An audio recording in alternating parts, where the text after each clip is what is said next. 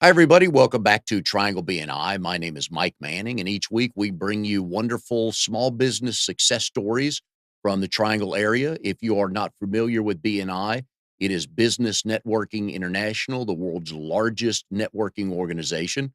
Our little slice of heaven here in the Triangle, which is Raleigh, Durham, and Chapel Hill in North Carolina, have 29 chapters, have six more core groups and about 650 members, all of which trying to start or expand a small business. And we like to bring you those stories each week. And our guest this week, Joe Aiello, an independent insurance agent with Riddick Insurance Group. Joe, glad to have you here today. Thanks. Thanks for having me, Mike. Joe holds the property and casualty seat in RD 18 Connections in Motion. He is also the secretary treasurer, which I know you love doing. You do a good job. You like to stand Thank up you. and talk like the rest of us, I right? do. I do. They meet Thursdays at noon at Red Hot and Blue on Falls. So if you want to meet some good folks, want to go visit a chapter, which we recommend you do, if you go to trianglebni.com, there's a button in the upper right-hand corner. It says find a chapter. You can click on that. About 5 days a week, there's meetings, mornings and lunchtime. Find out what area works good for you, what time works good for you. Come visit a chapter. We can show you what we're about. We know we can help you or somebody you know start or grow a small business. So that's what you're going to learn about today. And we're going to hear from Joe. All right. So I always like to start with people where this is, we're already in almost the middle of February I know. of 2019. How's 2019 looking business wise for you so far?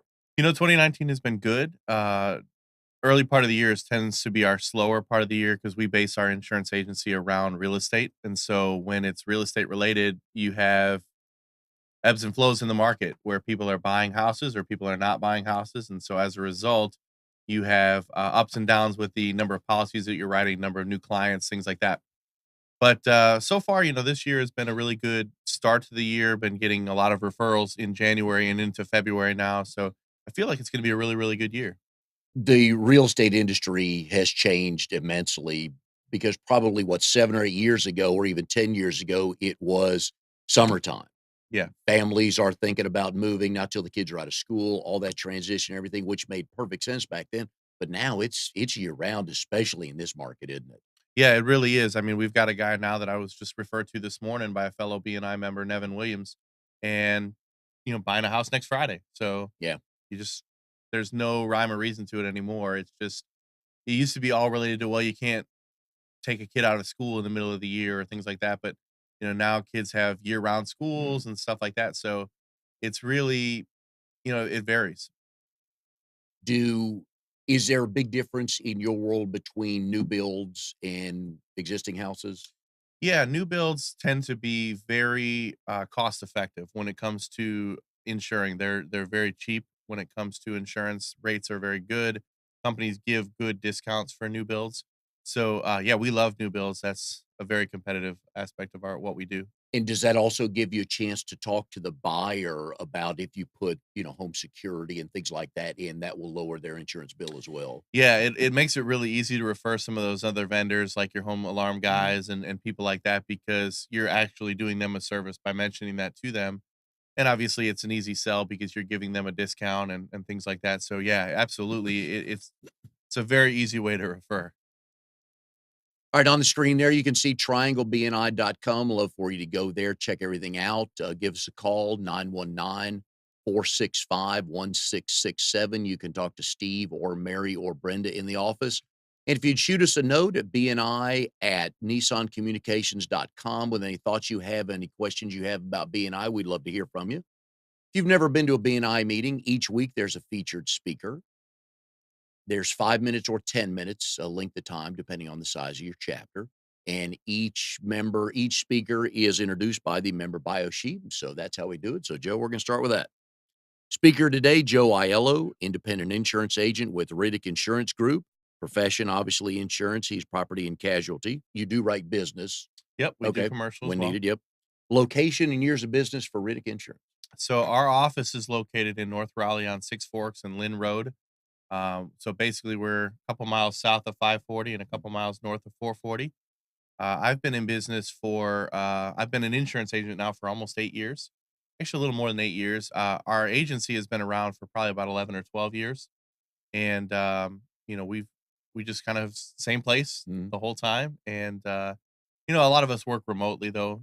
I tend to be an office guy, so Yeah. I tend to work in the office most days, but, some of our producers tend to work remotely. Okay. And we're gonna talk during the show, get into the advantages of being an independent insurance agent versus someone else. Mhm. Not to say it's not those aren't good places to work, Yeah. but I know a lot of times with independent insurance agents, you guys could quote. You can call anybody for a quote, which is great. So we'll talk about that and how you got with Riddick. Previous types of jobs. I know what you did after college. Those aren't the stories I want to hear. I want to hear a funny high school, most memorable during college job that kind of made people go, "Yeah, I kind of did that." Sure, yeah. So I've worked a whole litany of jobs. Some of the weirder ones, I worked at the dollar store, for a Mhm. while, and so obviously with that, you get the jokes of, "Well, what do they pay you, $1 an hour?" And, those get old after a while. And one of the weirder ones that I worked as a doorman for, an apartment complex downtown Chicago. I was in college, and I worked the overnight shift, and one of the worst things was, I was a brand new employee, and there was a guy that was my RA in college, and he basically decided that he was gonna play a joke on me, and he was gonna play a prank, and he knew how nervous I was about working. It was one of my first nights there, and so, he called probably about 11 or 12 o'clock at night, so it was when there was still people that were milling around, and, he called in a complaint from one of the residents, even though he was not a resident, and basically said that there was a noise complaint. I needed to go up to this room on this floor and take care of it. It's an ongoing issue, and they're constantly disputing. So I went up there. I didn't know what to do. I was very nervous. Here I am, an 18-year-old kid. I don't know what to do, and I go up to the floor and I can't find the room. I can't find the apartment. This particular apartment, there was some weird sequencing with the numbers where that was not a number. Okay. So I'm on that floor looking for this. I come down, I call, I said, "Joe, I can't find the apartment. What do I do? You told me to call you." And he's like, "Man, you got to find that. That's very important." We get we get this calls. You go up, you turn right after the elevator, and you go here. And I go up, I can't find it. I'm calling him again. I can't find it. What do I do? He's like, "Listen, man, it's very, very important that you find this." And long story short, then I hear laughing in the background that they're just messing with me. But yeah, that was an interesting job. I did work. I picked up garbage for a street sweeper. Oh, We would also work overnight, and we'd have a two-man team, and so one guy would be driving the street sweeper, and the other guy would have the job of getting out with the trash bag and mhm, picking up trash, picking up the big stuff. And it's cold, and you see we cleaned a couple of malls, and so you see all these Sbarro yeah. pizza containers and things like that. So I've had some interesting jobs.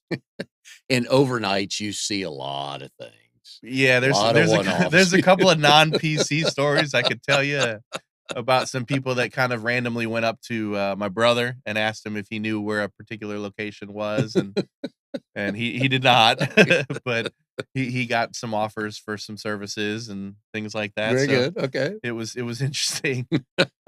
And we'll talk about your connections to Chicago and why you're in North Carolina a little bit. Next section of the, bio sheet is family information.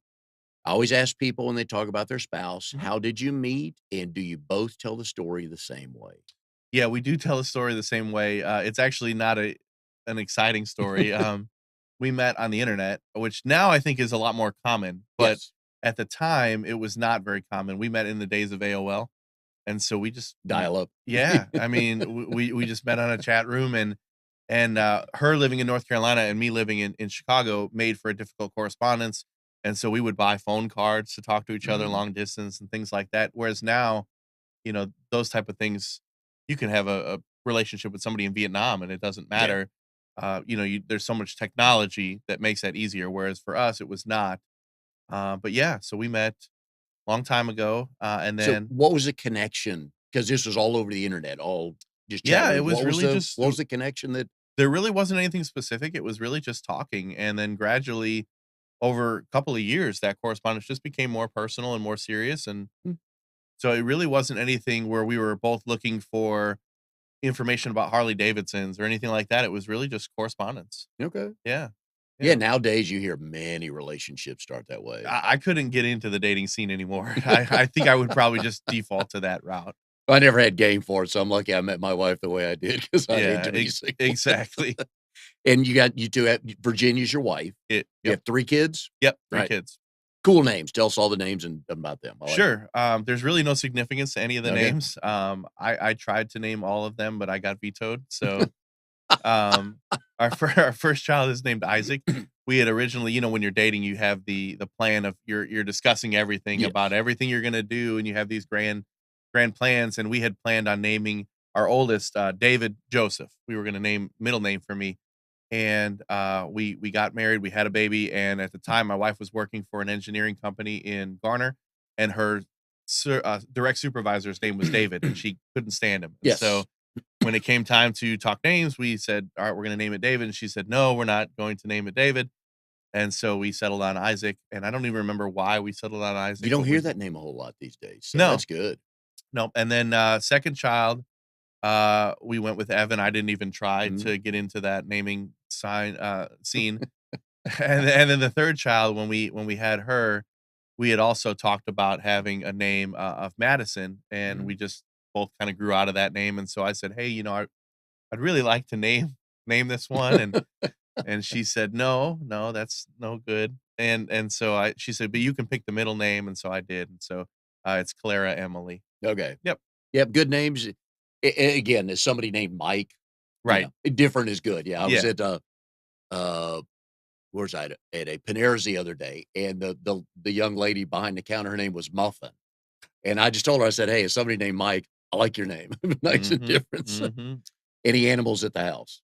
No animals. No, we had a dog for a couple years and got rid of him, and so we're animal free, and I think we'll probably stay that way. Kids not asking for a dog? They liked the dog, but they didn't want the responsibilities of the dog. They Mm. didn't wanna take the dog out, and so things like that just got old, and so we were like, if you're not gonna do the activities, why do we have the dog?" My brother and I are a year and a half apart, but he got married way later than I did, so my 2 boys are 32 and 28, and his kids are 16 and 13, Mhm. and they just got a dog, and I was over there the other day, and I was talking to my niece, It's a lot more work than you realize. "Yeah, when it rains, who's gonna walk him?" She goes, "I'm just letting him out in the back in the with the fenced-in yards." But the dogs aren't stupid, they don't wanna go out. Exactly, so hobbies and activities of interest.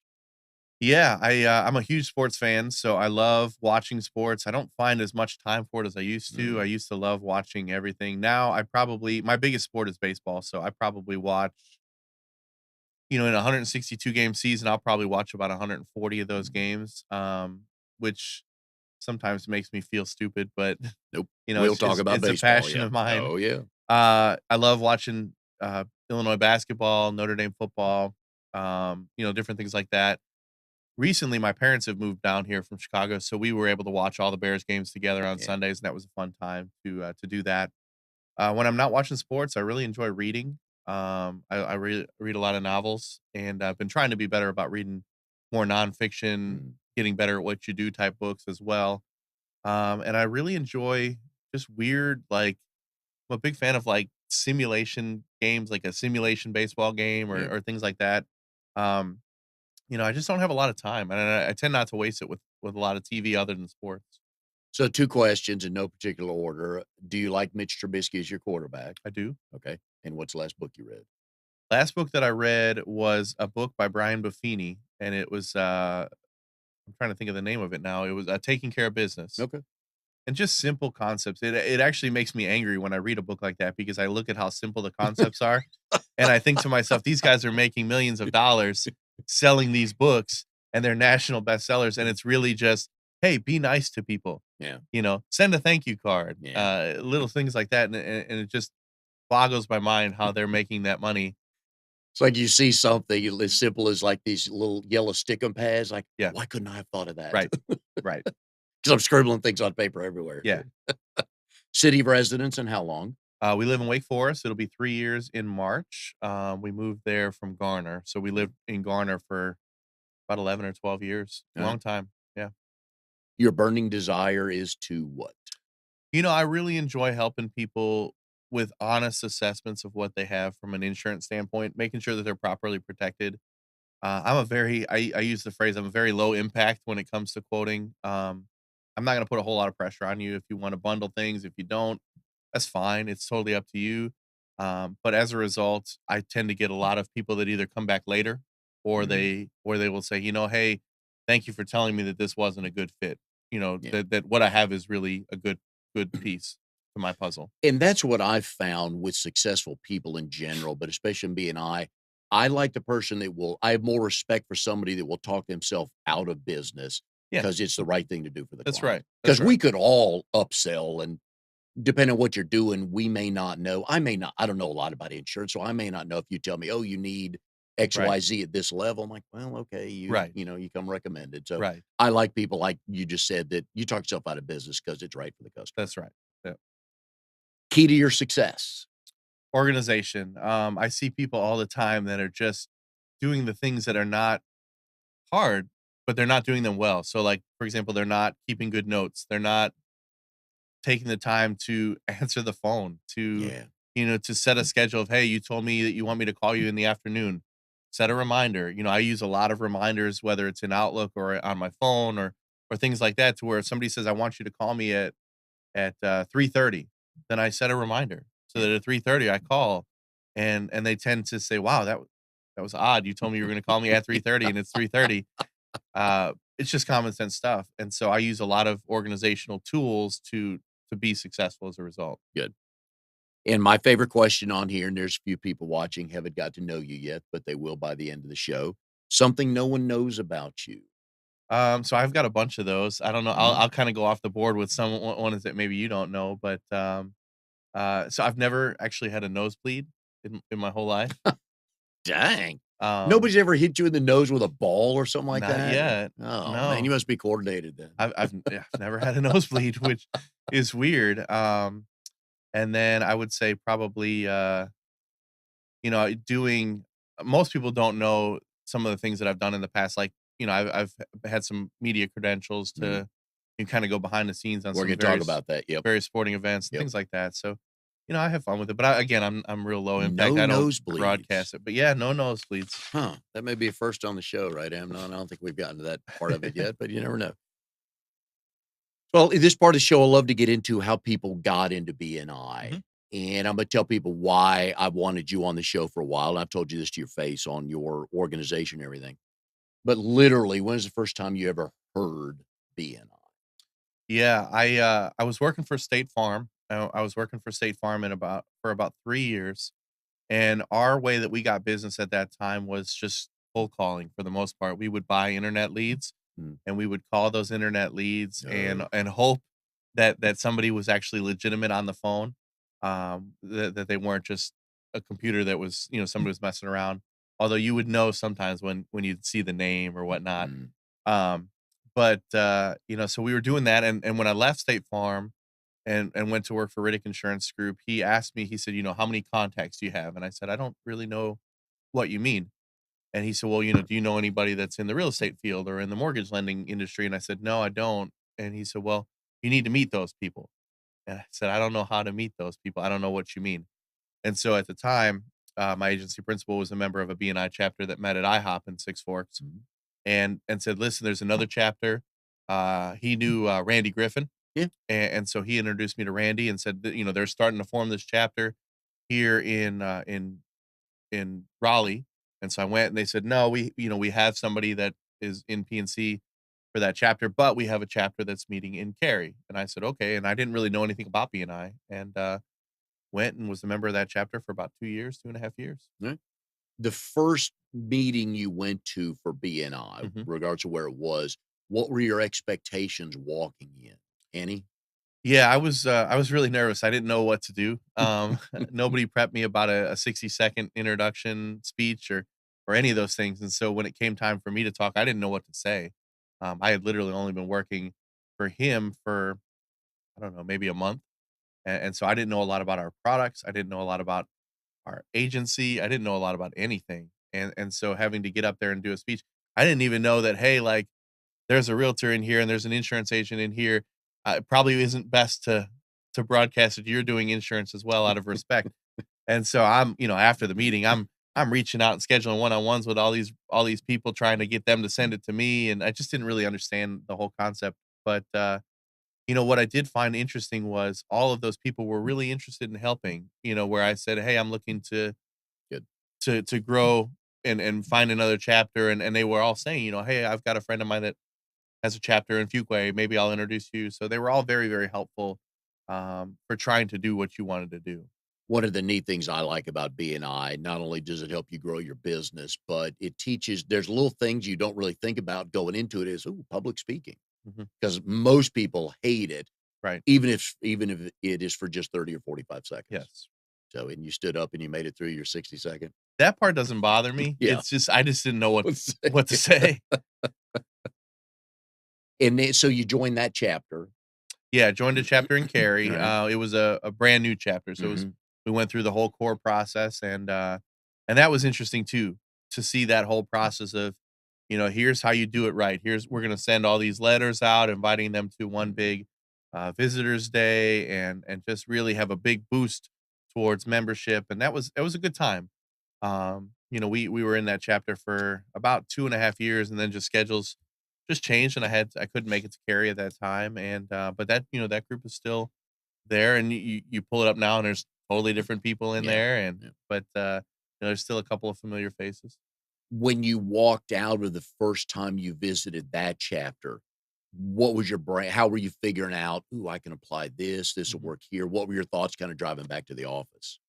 Yeah, I mean, first thought was I really wanted to get that seat. I wasn't the only insurance agent that was applying for that seat, and so I started to think, well, how can I do something to set myself apart, whether it's inviting visitors or, scheduling one-on-ones or doing it was a little bit different because nobody really had a seat yet. Yeah.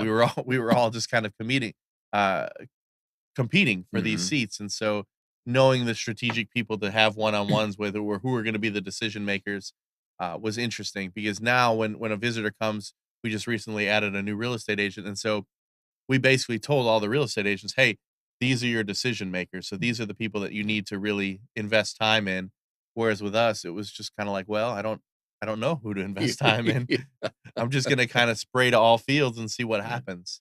And I am the consulting director for Joe's chapter. And one of the things that was apparent to me about you from the beginning, and I've told Steve Hand this, so I have bragged on you on this. I've told you this too. Mhm.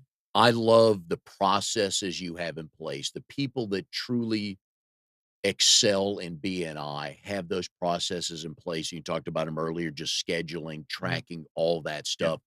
I know you're an app kind of guy as well, and you figured that out pretty quick. Yeah. And you're able to tell people if you use the app, simple Mhm. things like this.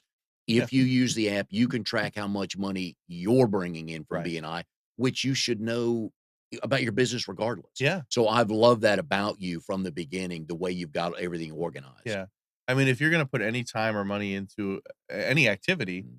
you have to be able to see a return on that investment, and if you have no way of tracking whether there's a return on the investment, why are you doing it? Do you know on for 2018, is there a percentage of the business you did that was through BNI?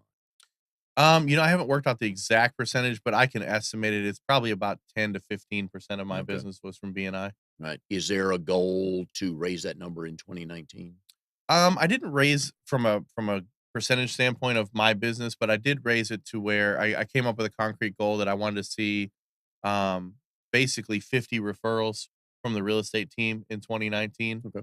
So whether that's from our real estate agent or from our mortgage lender, and then ancillary pieces like our carpet cleaner. But 50 referrals, I felt like it was basically one referral a week, Mhm. which I felt was very fair and doable. Is that off to a good start so far? Yeah, yeah. I mean, it's a little bit wonky in the start because of the transition with the real estate agent, Yeah. where we just got Trinity in our group. But now that we're hopefully beginning to set up the power teams and things like that, Yeah. then it'll start to move forward a little bit better. As you've been in BNI this long now, what have you learned to teach the new members that you had alluded to earlier Yeah, I that you'd mean, love what to I have try to done? get across to them the most is understanding who are key players in your chapter, not only for you to be able to pass business to, but also people that you can easily get business from. So for me, I can easily get business from a real estate agent or from a mortgage person. Um, and so it's very much my responsibility to then to basically explain that to them that, "Hey, I feel like I can get business from you. It should be a very easy conversation for you. Here's some suggestions on how to bring that up to the customer." Whereas for me, I feel like I can get business to an alarm person or to a Yeah. financial planner. And so for me, I put some thought into that and say, "Hey, this is what I'm thinking about saying. Is this a good way to say it?" But there are a lot of people in our chapter that I feel like, "Hey, you could get business from so and so. What are you doing to foster that? What are Yeah. you doing to explain to them what you're looking for? What are you doing to find out about more about them?" So for me, an example would be we have a carpet cleaner in our group, and I'm Brian trying, Barton. yeah, Yep. Brian Barton, and I'm trying to figure out a good way to say, "Hey, Brian, is there anything you can do to the carpets before they start walking on them to make them better? Make them more stain resistant, or make them, maybe they have a pet, to make it more preventative in nature, where I can then say, "Hey, before you get everything moved in, call Brian and have the carpets coated with," I don't know. Yeah. I'm just, but thinking like that, where you can then give them a value statement, where then you come across as, "Man, you were really helpful in that situation," where they don't know my intentions are saying, "I want to try to find business for Yeah. Brian." You But know, still, and we talk about this each week. It's up to the members to educate the other members it on is. how to promote us. It And a lot of is. people, as we were talking earlier about the 45 seconds and the 10 minutes, Yeah. they don't maximize that time to understand because Yeah. a lot of people write insurance. There's 5,000 insurance people That's probably in the right. triangle, right? It's conservatively. So a lot of people can do that. What's going to separate you is one thing, Mhm. but what do you do that's memorable that I can go, here's why you need to call Joe Right. is the whole goal on Right. Yeah. taking advantage of that Giving them time. something to bring with them Yeah. on their sales calls. And I know one of the things that I've learned through BNI is the difference between an independent or insurance agent and one that is tied to a brand, Allstate, State Farm, Nationwide, and That's all right. that. And so I'm sure you've enjoyed those benefits the last couple of years at Riddick, right? Yeah, it's a big benefit for us because we have clients now that, I'll talk to and I'll say, "Hey, we've got you with company A and things just don't look right from a price standpoint for renewal. And so let's look at company B and we can move them." And so, I've had a lot of conversations. We've actually got one carrier now that we're slowly trimming our book of business down with because they're just not very competitive right now. And so just about every customer, when I'm coming up for renewal and I'm saying, "Hey, let's look at this," we're able to find them something better. And it wasn't even something that they initiated. It was something where we just said, "Hey, we think that this might be a better service for you. Can we look at this for you to determine whether or not that is a better fit for you? Because if it is, then let's do this." And then they are appreciative of, "Hey, wow, I Yeah. never really even thought we could do that." And most consumers don't get the annual call from their insurance agent, Not and usually. most people don't even think about it. They No. just get the renewal in the mail and go, "Oh, everything's fine. I'll Right. do that." Right. Yeah, I mean, if you'd be surprised how many things that we find when we do those type of things. Like, to give you an example, I just talked to a customer the other day, and the customer, we were doing the review, and she said, "Yeah, I have my car with you," and I said, "All right, it looks like on the policy we have a 2015 Jeep Cherokee," and she said, "No, I have a 2018 Compass," and I said, "No, you have a 2015 Jeep Cherokee," and she said, "Well, I bought a Compass last year." And I said, "Well, when did you buy it?" She said, "It was like April of last year." And I said, "Well, we don't have that on the policy." And she said, "Well, the dealer told me that they were going to call it in." I said, "Well, the dealer never called it in. And to be honest with you, they're not really able to call it in." So really for this particular girl, she had been driving for the past 9 months. The vehicle that she was driving was not the one that was covered. Oh. And had she had any accident or anything like that, there wouldn't have been coverage. The claim would have been denied. And thankfully, Oh, we were able to boy. catch that by just calling her and saying, "Hey, I want to review your stuff, make sure everything is still Wow. well." And I actually did a Facebook video on it after that, just to say, "Hey guys, don't forget to do this." Why would the dealer have said they would? Convenience. They'll say, Do "Hey, we'll they? take." We do get a lot of dealer calls. So Mondays we get a lot of calls from people that have bought a car over the weekend, Okay. and they say, "Hey, I'm calling from Crossroads, and I want to call in this vehicle." And we usually will tell them, "Hey, give me the details, but I need to call the customer before I can give you any details." Um, but yeah, a lot we see that actually a lot where 10 it tends to be our older population where they just say, "I'll take care of it for you, Mrs. Yeah. Smith," and then they don't, and then they don't call. Whereas if you were a dealership, you really shouldn't take on that liability aspect of No, it. not at all. Um, but because again, she could have gone back to the dealership and said, "Well, they said that they were gonna call it in, but what proof do you have that somebody actually said that?" Yeah. And so, you When know, somebody buys a car, there's a window that it is covered. there is, How yeah. long? So it just depends on whether it's an added vehicle or a replacement vehicle, so you'd have to read the policy language, but typically you're gonna have 30 days, because most people are gonna have some sort of comp and collision on their vehicles. Okay. So usually you're gonna have 30 days, but we get calls every week. I got a text message on Saturday at like 7:30 in the morning. "Hey, I'm buying a car. Yeah. Is there somebody that works on Saturdays?" It's like, "No, you're good. Don't worry. Okay. Just call me Monday." 9 months without coverage. Wow. Yeah. Yeah. Oh, Thankfully, she didn't have an accident, but, I yeah. mean, ultimately, when you think about and it's not to put anybody like a Geico or somebody like that down, but when you don't have an agent that's being Yeah. proactively calling you and saying, "Hey," the only way that she would have ever found out is either A, she looked at her page and said, "Wait a minute, where's my compass?" Or B, she had an accident and Mm. found out that there was no coverage. Oh, man. I just can't imagine that. Are we, in general, underinsured or overinsured? I think people I'm a coverage guy, and so obviously price is important for me, but I'm a coverage guy, and so I'd say the vast majority of people that we talk to are probably underinsured.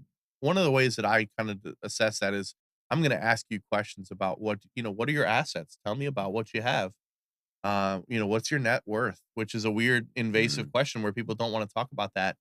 But, if you tell me that you've got 4 rental properties and you've got, a house that's $500,000 and then we're carrying just required minimum limits, I try to explain to them that, "Okay, let me explain what that means." And so when we're talking about and saying, "All right, Mike, so when you're carrying 30,000 in injury coverage, that means your company's gonna cover 30 and Mike's gonna cover the rest." And usually when you Mm. kinda personalize it, Yeah. then they start to say, "Wait a minute, I don't like I'm not that." going I yeah. don't like that. So then you say, "Well, what do you feel comfortable with?" Yeah. I can make some recommendations. I can tell you what I have, but ultimately it's their policy. They have to choose what protection that they want. And I've also learned through BNI and through this show as well, we've had a couple other insurance agents on, is we as the consumer and owner of a car and needing to insure the car, we don't factor in the uninsured motorist that we might have an accident with one day and what Mhm. we could be on the hook for. That Mhm. that rarely comes up in Yeah, conversation, there's a does it? lot of people that'll say, "Well, I own this car outright, and so why do I need to carry comp and collision? I'm a Yeah. good driver. I'm not gonna hit anybody." And it's like, "That's fine, but what about the knucklehead that hits you in the car Yeah. while they're driving and drives off Yeah. or doesn't leave a note?" And things like that. And so, yeah, I usually try to just paint scenarios, Mhm. and once they kind of hear different scenarios of what might happen, then they can make those decisions because all it is the transfer of risk from you to me. Yeah. And usually when you my guess is when you give them scenarios like that, either it's happened to a family member or a friend where Hmm. they're like, "Okay, that makes sense now." Right, right. Yeah, we see a lot of scenarios where it makes for easy storytelling in our industry. We're here with Joe Aiello, independent insurance agent with Riddick Insurance Group. He's a member of RD 18. He's secretary treasurer for Connections in Motion. They meet Thursdays at noon at Red Hot and Blue on Falls. Joe, we talked earlier about Joe's connection with Chicago sports, and I always like to talk about firsts on the show. And I believe, and I always clarify this by I believe you are the first one to be a published author on ESPN. You have View from the Bleachers, which you've been doing about 15 years, right? Yeah. Talking mainly about the Bears, No, Cubs. mainly about the Cubs, Hmm. my yeah. But you kind of talk about other Chicago sports. Little All right. bit, So yeah. how did all this get started? And me being an Astros guy, you being a Cubs guy, I'm glad we both finally got our World Series. You waited Hmm. a little bit longer than I did, but finally the Cubs got there. So what started all this? Yeah, I was in college and Where being were you in college? Western Carolina Right, okay. University. Yep. And so being in college, you've got a lot of time on your hands. And so again, I was watching a lot of baseball and just being a lifelong Cub fan, growing up in Chicago and that was always my team. I would come home from school and watch baseball games and things like that. And I never got the opportunity to see them win. Ultimately, they just they were never very good. And So there was a year, it was 2003, and they were in the playoffs, which Mhm. was exciting because, they hadn't been in the playoffs in about 5 or 6 years. And I remember we were sitting on the couch, my wife and I, we didn't have any kids at the time, and, I was watching the NLCS, and the Cubs were basically 5 outs away from going to the World Series, and it didn't seem real to me, and I remember saying to my wife, I literally said, "We're 5 outs away from Oh, going to you the World didn't. Series." Um, and then all of a sudden just, chaos happened and they ended up losing the series overall. And I remember I told my wife, "Man, it feels like somebody died." Like like I Mm. was so invested in this team and so invested in this season. I really thought that this was going to be the year. And to see it now happen where it's not gonna happen all of a sudden just so abruptly, it feels like somebody died, and she was like, "You're an idiot. Like, how do you compare it to somebody dying?" You have no idea, Um, right? and so, yeah, so, I mean, for me, I was just like, I feel like that, and at the time, blogs were just starting to Mhm. kinda take off, and so it used to be when I would tell somebody, "Oh, yeah, I have a blog," they didn't know what I meant. Now, I mean, if you don't have a blog with a Yeah. business, you're doing it wrong. But so I went on the day. It was back in the days of Blogger, which Mhm. was even before Yahoo or Google purchased Blogger. Um, and I created a blog on Blogger, and I basically had a couple of friends that would read it, and that was basically all it was going to be. It was just going to be me getting my thoughts out and getting basically therapy, Yeah. Oh, yeah. essentially. And I'll never forget. It was probably about a year into the blog, and I had one of the readers and said, "Hey, are you looking for any writers?" And I said, "Sure." And so I brought him on, and we both wrote together, and that was interesting. And then again, it was probably about a year in, and I got an email from a company, and they said, "Are you interested in talking about advertising?" And I said, "I Ooh. don't know what they're talking about." And I had all these people like, "Read this email. Are they wanting me to advertise on their site or are they wanting to give me money?" I can't think that they'd want to give me money. Yeah. So, um, but yeah, long story short, I got some clarification. They said, "Sure, what are your rates?" Ah. I don't know. I don't know my rates. So Is 10,000 too high? I told them 10,000. I said,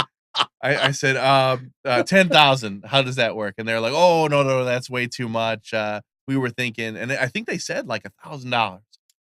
For how long? It was for a year, and you just had to post Oh. some links on your site, and I was Oh, like, "Are you man. joking? Like, this is so easy. This will That's take me Christmas 10 money, minutes." yeah. So, yeah, at one point, this was years ago when I was really focusing hard, but at one point, I think it brought in about $18,000. Um, Really? it was insane. And when I would sit there and I think to myself, I'm literally just putting links on my Mhm. sidebar, and they're paying me money for this. Um, it was weird, but yeah, I mean, gradually it evolved, and then one day I got an email. I don't know if you would recognize the name, so it's not even important. But I got an email from a guy that at the time was writing um, for ESPN. He was Mhm. one of their lead baseball guys. Who was that? And I'm trying to think. I'm Okay. drawing a blank at this Yeah. point now, but You'll think of it in about 20 I'll think minutes. of Just yeah, blurt it out. I'll think about it. But so I got this email, and it said, "Would you like to write for ESPN? We're coming up with a new blog network, so to speak." And I deleted it because it was from a Gmail account. It wasn't even Mhm. from an email account that was ESPN. And so I deleted it, and then I went back to it and I said, "Well, what does it hurt? I might as well write him back." And I did. And I wrote him back, and he said, "Yeah, we're starting this new network, and would you like to be a part of it?" And so long story short, I did. And for probably about 5 or 6 years, it was loosely affiliated with ESPN. They didn't put a lot of time into the blogs like they did with some of their other aspects of the Mhm. site. But I mean, it got us a lot of cool perks. I mean, we got some of the opportunities to, go get some media credentials and some interviews that I There you wouldn't go. have done. I'd interviewed Buster Olney and Jerry Krasnick and a couple other Yeah. big name guys, and but a lot of that stuff just wasn't interesting to me. It wasn't really my passion. I just enjoyed writing, Yeah. and so Would you post daily during the season? most of the time, Oh, yeah, yeah. we there were times where at some point we were writing 2 to 3 a day. Oh, really? Yeah, I Okay. mean, it was pretty aggressive. Now, are you a second guesser blogger? Like, I wouldn't have sent the guy No. from 3rd with 1 No, out. I tend to be what I always explained to anybody that I ever brought on to write for the site was use it as a way to facilitate conversation. So write it as if we are walking into a bar and saying, "Did you see the game? What did you think about this?" Yeah. And so we I didn't really want I came to the conclusion that people are not coming to us to find out what happened. They all watched the game. Yeah. You know, if they wanna find out what happened, they're gonna rewatch it or they're gonna watch the news. What we wanted to find out was what did they feel about what happened, Yeah. you know, so that's what we did. I was just gonna mention what when Joe was talking about deleting that email, Yes. and I always tell people, you need to have emails at your business, because otherwise it's very unprofessional. Yes. And here is this would have hurt him. Mhm. Oh, yeah. But if he is writing to somebody to get their business, Yeah. and he's writing with a Gmail account, Yeah. Mhm. and some say, "Oh, I don't know what that," Oh, forget yeah. it. Yeah. But if they see the name of the business there, That's right. Yes, I agree. it makes more sense. I agree. Yep. Yeah. It a lot of yeah, I'm with you on that. Are you done with the sports? No, no, Because but go ahead. oh no, Go no, I wanted Joe to talk about. We were talking about umbrella. I mean about coverage and all We're that. gonna come back to that, yeah. Okay. We'll holler yeah, but we will. So are you still you're still involved with this? Little bit, you know, Okay. I've got a community of people that we still kinda keep in touch. Okay. It's actually fostered a pretty good community of people. And in fact, it was one point, a funny story. We had been doing it now for about at that time maybe 12 or 13 years. This was in 2016, and a lot of the guys are all over the map as far as where they live, but a lot of them live out west. And one of the guys is a real estate agent out west, and he sent me a message and said, "Hey, a bunch of us are going to get together for a meetup in San Diego for this 3-game series. Oh. Do you want to come and join us? We would really like to have you." And I said, "No, I can't. I can't afford to just take a 3-day vacation to San Diego and leave my wife with the kids and work." And they were like, "No, we get it, no problem." So long story short, they actually a bunch of those guys actually paid all expenses for me to fly out there, go to the games, stay in the hotel, Wow. all of those things. And I remember when I asked my wife, she said, "Why would they do that? It's so expensive." And I said, "Well, you know, one guy, he's a big time real estate agent in Los Angeles. Another guy's a big time heart surgeon in Seattle. This is not Raleigh money. This Yeah. this is take a client out for lunch money." So, but yeah, we had a great time and And they were just, all Cubs fans. all Cub fan, all dedicated readers Yeah. of the blog where they just said, "Hey, you've provided us value for all these years for free. Yeah. We want to give back to Very you." nice. At the height of this, how many people were reading the blog, you know? We would probably get about 8 to 9,000 a day. Yeah, That yeah. must have been fun. It was a lot, but I tried not to focus too much on that. I just Yeah. tried to focus on maintaining a good, um, a kind atmosphere where you Mhm. didn't just get trolls all the Oh. time, and you know where we had a good commenting policy where you couldn't just tear people down. And so I was really most proud about that, not necessarily the readership, but just Yeah. that we were a place where you could talk Cubs and disagree and still be respected. What was the best game you got credentials to? um you know, all of my credentials were all minor league games, Okay. being, you know, so far away from DC or Baltimore, a place like that. But, you know, I went to a lot of Mudcats games, a lot of Durham Bulls games, you know, those type of games like that, and that was fun, you Yeah. know, but I was there for a purpose. Yeah. Who was the best Cubs prospect you saw coming up while you were in the heat of the heat of the or the Sure. height of the blog? So, most well-known people that I've interviewed from a prospect standpoint, Jeff Samardzija, Yeah. who was a Notre Dame wide receiver he had just left college, and so he was, pitching for the Cubs, minor league team. And then, in the Rays organization, Evan Longoria. Oh, yeah. So he was a Yeah. big time one. Ben Zobrist. Mhm. Um, those were probably the Right. biggest ones. Matt Merton, but he didn't stick Mhm. around too long. Well, you and I have another connection. I have an autographed Jeff Samardzija baseball Okay. because he was pitching for the Daytona Cubs Uh-huh. when I was living in Daytona. And this is coming out of Notre Dame as the Mhm. receiver, and everybody followed sports, knew Mhm. who he was. Mhm. And I figured I won it through a raffle there, you know, drawing seat numbers and all that stuff. And I Yeah. got it. And I thought, you know what? You never know. Yeah. And he's had a good career. He made the right decision to sign a Yeah. baseball He contract. did. I mean, he made He's a made lot a more money. lot more money than he would have Mhm. in football, and he's a pretty good football player. Yeah. So I have a Jeff Samardzija autographed baseball. So don't know what it's worth, but I got Probably one of nothing. those. I got one of those. And also, I'll touch off real quick before we go back to some insurance stuff. You were a Tough Mudder competitor, Well, yeah, so we had and you have Finisher, I believe, is correctly you that the way was you a wrote it. bad decision. We had some people in our like our life group at church that they were all big time, fitness nuts, and I am not. You can only see my face, and you can tell that I'm not a fitness nut. But at the time, they were all going to do it, and the peer pressure concept came in, and they said, "Are you going to do it with us?" And I said, "No." And they said, "Are you sure?" And I said, "All right, fine, I'll do it." Thankfully, one of the guys really sprained his ankle pretty bad when we were doing it. So I was able to walk most of the course and light jog with him the whole course, which was nice because I did not have the cardio and stamina to do it.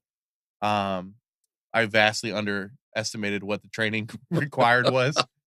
But I mean, it's if you're not familiar with what it is, it's about 13 and a half miles for the It's like a course. half marathon, Yeah, it's like yeah. a half marathon, but in that in that course, they have all these different obstacles. So like some of the obstacles were crawling under a net that was charged with like electric bolt, Oh, where good. it'll pop you like a Yeah. car battery pop.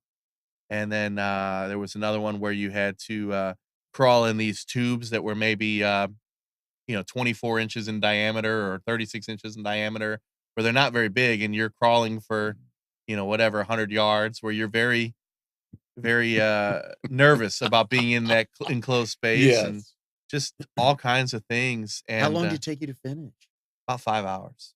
Wow, you must have been wiped We were out. we were exhausted. All of Oh, us yeah. were very exhausted. We went and we left after that and went to a steakhouse that night and just demolished the steakhouse. And Oh, they probably love that. I mean, I had mud in places I didn't need. Yeah.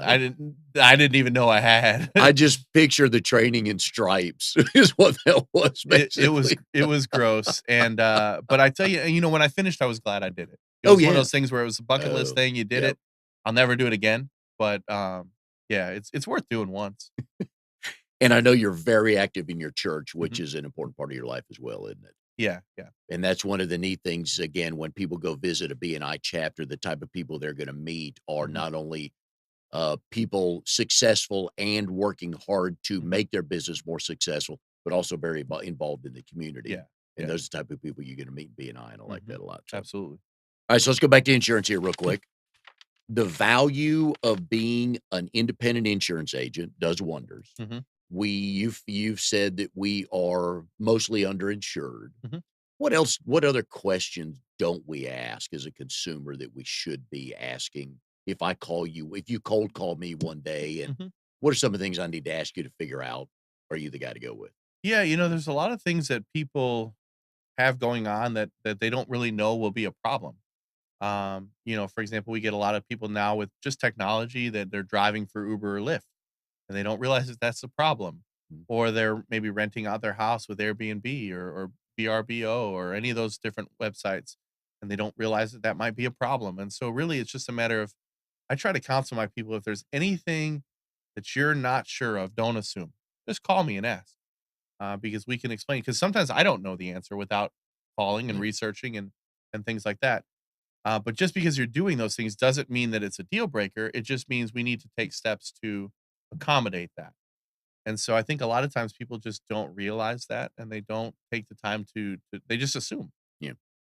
One of the things we learned here a couple of months ago with the hurricanes that came through Mhm. here was that you can't call the night before to get insurance coverage. Yeah. And the other phrase I learned was, I think it's right, when the hurricane is in the box, Uh-huh. you can't I can't call you I couldn't call anybody anything, right? Yeah, so there's 2 concepts there. One is the binding restrictions that they put on us, and we kinda know that it's coming because, when we're tracking Florence, for example, we Yeah, know, all right, in a week and a half, we're projected to get a hurricane. So we're just waiting for those emails from the companies that say, "Hey, beginning now, no more changes to coverage, no more deductible changes, yeah, don't bind coverage," things like that. But then the other concept that we got a lot this year was flood yeah. insurance. Oh, big Where time. I basically it got to the point where I basically just had a standard email that I was sending out. "I'm so sorry that you're nervous. Yeah, We're nervous too. Unfortunately, you can buy the flood insurance, but it's not gonna be covered for this yeah. particular hurricane." Can we do that? And, a lot of us watch the Weather Channel, and I think as of 2017, they started naming these winter storms, which Yeah, I thought, yeah. okay, nice marketing ploy. Get some buzz talking about that. Can you, if we know just a huge nor'easter's coming and all this snow and potential ice and stuff, is there any reason for us before that to look at our policies? A lot of it just comes down to how quickly the storm comes on. If it's Yeah, something where you know pretty well in advance, then it's probably a good idea to look at it. But insurance companies, they're not stupid. yeah. They know how the game works because they need to make money too. So most of the time, by the time you think of it, they've already thought of it. And I guess, and let me ask this right. Well, you are correct the way I asked it. Let me ask it a different way. So if we know, so today's Monday, Yeah. if we heard on the weather this morning, hey, huge system in Hawaii coming this way Thursday night, looks like we may get X. hmm Is there any difference on coverage we would need a hurricane versus a winter storm? Not really. There's really nothing that you'd be adding on the winter storm Okay. concept. Sometimes people will change their deductibles to be lower, but from a like an added flood, I mean, you could buy the flood Freaking out. coverage, but the flood coverage would be something where you would. Did you want to ask your question? Yeah. Okay. All right. Go ahead. Sorry. Oh yeah, no, Yeah. you're good. No, I was going to say, what about umbrella Yeah, coverage? umbrellas And how long? I mean, if I call in and I want to change my insurance, mhm.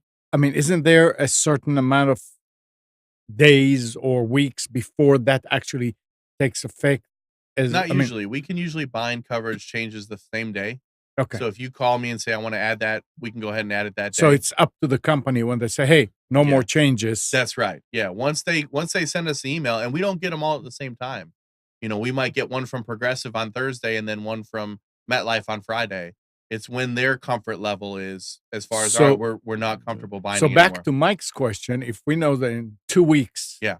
there we may have a chance of Mhm. something, Oh, it's absolutely. okay to do that and the Absolutely. insurance. Okay. Yeah, So absolutely. what about umbrella?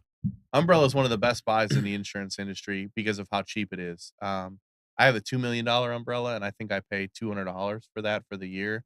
So basically, what that does is if I have a car accident where I'm at fault, um, it's going to first come to my car insurance, and once my car insurance is not enough, then it'll come to the umbrella policy, and that umbrella policy is just added liability. Yeah. So it's just basically saying, hey, if somebody wants to try to come after my assets, this is going to stop them first. Is And that more beneficial to somebody with more assets versus someone with absolutely, less? absolutely, yeah. I mean, that single mom working at Walmart that's just struggling to make ends meet Yeah. probably doesn't have an umbrella and probably doesn't have a target on their back because some attorney is not going to take that case Yeah. and pound on that single mom because there's nothing there. But unfortunately, we live in a society where the more that you own, Yeah. the more target that is on your back. So Amnon should be worried because I know he's loaded. He should be Nine worried million that somebody's dollar coming. umbrella, Yeah. absolutely. But the umbrella covers not just the car, right? Nope. Yeah. Home, Home. boat, Yeah. Which is, motorcycle, all the yeah. different things that you might have, and you can put them in place on a business side as well. So you're gonna have your general liability and then your business liability. Any worries of summer heat that would make us look at our policy versus any other time of the year? Not really. Nothing on the hurricanes is where we get nervous on the Yeah. summer. Hurricanes and hail. Those are the two big ones that we get nervous about. Hurricanes from the wind side, Yeah. and then hail from just it's a pain in the butt. Um, so we get a lot of hail claims when we see, into April all the way through about September, October, is when we get the hail. We had a really bad hailstorm. I don't know if you remember in Fuquay. Yes. I think it was last year or the year before, where just big, I mean, golf ball size or baseball size hail with jagged edges where had you been outside, it probably would have killed you. Ooh. And it just demolishes cars. And you go, Crushes yeah. cars. I mean, you can pretty much just count on your car being totaled at Oh, that yeah. point. Yeah. Yeah. Yeah. Exactly. Yeah. Windows, siding, Mhm. gutters, all kinds of stuff. It just tears it up. Give me two good myths that you always have to dispel about the insurance industry. One would be that the type of car is just an automatic, like, hey, it's a Camry, and so it's going to cost this much. But there's so many different body styles. There's so many different trim levels. There's so many different packages that companies have now where, Nissan puts this particular package with this, car that makes such a huge difference in rate where it's not just, I'm buying a 2019 Camry. It's going to be how much? and we can't tell that. You got to get me a VIN number. Okay. And then another one would be, and we see this one a lot. We get people that move from other countries, and they say, "I moved from France, and I was in France for 30 years, and then now I'm here. Why is it so expensive?" And unfortunately, it just is. I mean, in North Carolina, we don't allow for international driving experience, and Yeah. so they're treated as that 16-year-old cheerleader that just got her license, and it is what it is, even though they might have all kinds of experience, which, in my opinion, is an unfair way to treat them, but Mhm. that's how it works. Yeah, North Carolina, if you go state by state in the United States, we have some seriously hard It's terrible. No, regulations, it's don't we? terrible. But at the same time, our homeowners insurance rates, it may not feel it, but our homeowners insurance rates for being coastal are some of the cheapest of all the Oh, okay. coastal states up and down the Atlantic. We've had a number of people, number of different professions on the show, and we always laugh and talk about, hey, if you're the doctor, the lawyer, the computer person, when you go to church or little league or whatever, there's always like, hey, doc, come here. I got this thing on my face. Do you get that? Joe, insurance question for you. Not as much as I would like. I would actually like I would like people to ask me, my brother's a police officer, and so whenever you hear somebody's a police officer, they've got a million Oh, million yeah. questions. How fast can I be going before I get pulled over? Did you ever shoot at anybody? And all these questions. I wish that my profession was really interesting where you would get all these questions, but unfortunately you don't. Usually the people that we get questions from are the people that have problems. Yeah. And it's not that those aren't the people we want, but I would much prefer a book of business where everybody never called in, Mm, never had any changes, never needed anything, never filed any claims, just paid their bills in full, and yeah. were happy customers. But usually the people that you get tend to have some sort of a backstory to them. Yeah, and I would imagine a lot of the customers you have that were proactive in calling you Yeah. usually have their stuff together. They're Yes, ahead of the curve absolutely. and probably can get better deals because they Hmm. are ahead of the Yep, curve, right? absolutely. The Riddick Insurance Office, how many people in there with you? I've got a count now. We've got, I think 7 of Okay. us. And why the move to them? What was the attraction with them? Yeah, I was working for State Farm, and it's a great company to work for, but at the time when I was working for State Farm, there just wasn't a lot of ceiling from an income standpoint at that time. I worked for a brand new agent, and so while she was a great boss, she just couldn't afford to pay a whole lot. And when you're one of the top producers in the triangle from a team member standpoint, and you're killing yourself and you're writing tons and tons of business and you're not making a whole lot of money, it's really a no-brainer when you just say, "Well, I'm gonna try this, and maybe I take a step back from a temporary income standpoint, but in the long run, I could make, double or triple what I'm making now." So it was a no-brainer, but it was scary to go out Mm, and basically say, "All right, now I'm going to have to generate all this business myself. There's no leads. I have to be the leads." yeah. Yeah. So your goal for your chapter, how many new members would you like to see by the end of the year? We'd like to see ourselves be up to 20 by the Okay. end of the year. We just got up to 13 by adding Trinity, our real estate agent, and we've There's got 3 more coming, right? we've got two pending applications right now that have been turned in and should be approved this week. And we have another gentleman that's in computer repair that is going to be filling out his application. So that should bring us up to 16. And Wonderful. so we're well ahead of the pace for this year. All right. And that's RD18 Connections and Motions. They meet Thursdays at noon at Red Hot and Blue. If you like barbecue, wonderful place to be. Good music before the meeting as well. Joe, loved having you on the show, learning about insurance. If you have any questions about Joe, please give him a call, or about insurance. Please give him a call, 919-827-6538. Also, check out View from the Bleachers if you're a Cubs fan.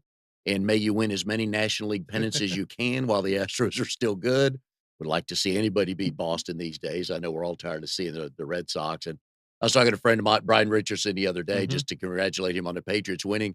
And there are all these stories out there about these 18-year-old kids in New England who have 12 world titles to their name, and they have no idea how No, bad their city was no, for they don't years. understand what it's like to go through any kind of drought at all. Anyway, Joe, we've enjoyed having you on the show, learned about you. Love the stories, and good luck with the insurance. Good luck with Connections in Motion. Our guest next week is Pam Goodman with K6 Easy, learning about how to help your kids in school. And we'll see you next week on Triangle BNI.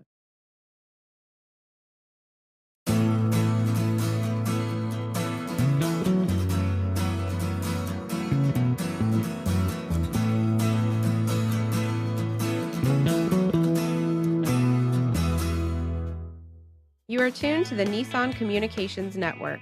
If you tuned in too late, you can always watch each program in its entirety or download an MP3 audio file of it in the archives section at nissancommunications.com. Don't forget to subscribe to our YouTube channel, follow us on Twitter, and like us on Facebook. Sponsored by Telestream's Wirecast software, StreamingGear.com, Carolina Apparel, and DeltaForce.net.